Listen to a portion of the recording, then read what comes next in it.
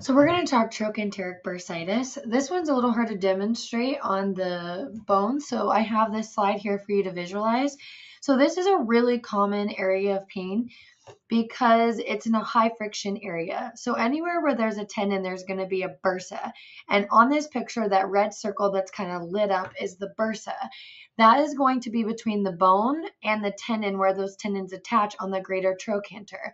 If you can see in this little video screen of me, on the outside of the bone, like I've talked about this greater trochanter, it's the area of the hip that on the outside, when you put your hand on it and you turn your leg in, out, you'll feel something rotated under your hand. That is the trochanteric or the greater trochanter. So on it is your bursa, and there are muscles that attach over it. It's your glute med, your gluteus medius, and your gluteus minimus. They're coming down from that iliac crest on your hip and attaching right here on the greater trochanter. These are stabilizers. They do the great gluteus medius is the primary abductor with the TFL, so it's also lifting your leg out away from your body, but it really is a primary stabilizer. So anytime that we are on our one leg and we are doing a single leg squat, or if we're just running and we're landing on that one leg and we're having that little bit of a knee bend, that glute med has to be activated. And often what we're finding, more women than men have an underactivated gluteus medius. And we don't know if it's a response, a neuromuscular adaptation from having some kind of lower extremity injury, having those receptors kind of muted in the lower extremity and not communicating back to the brain. Or just an adaptation from like some kind of lower extremity injury of some kind of muscle imbalance that we have. Or if it's part of the reason why we have lower extremity injuries is because that is weak. No one fully understands that, but we do know is a major contributor to patellofemoral pain and to trochanteric bursitis. So we know that like if we have a weak glute med, we have poor landing mechanics, and that impacts the rest of the lower extremity. So that muscle is being activated every time our foot touches the ground. So there's a lot of activation here, a lot of rubbing on that trochanteric bursa.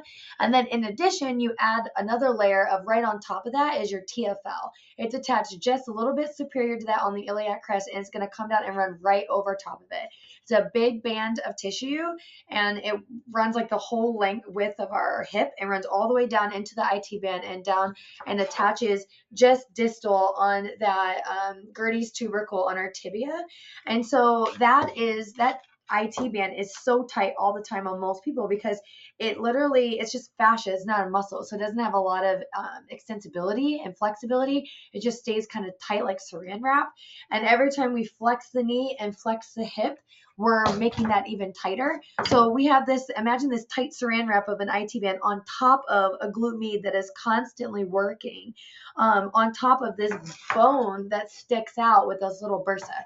So it's constantly rubbing, causing it to get angry and inflamed, and people will get pain on the outside of their hip, especially when standing for long periods. So this can happen in older people if they've been standing a long time, or maybe they're in one singular position like gardening. But it's common in people who are doing things where the IT band is working overtime. So anything where the hip and the knee are flexing a lot with repetitive motion. So that would be like if someone decided all of a sudden to cross train. So they're a swimmer and now they're going to go bike and they're going to go run stairs and do things like hill, stairs, and bike, which causes us to do like really high degrees of knee flexion and hip flexion, more so than just like a normal jog would.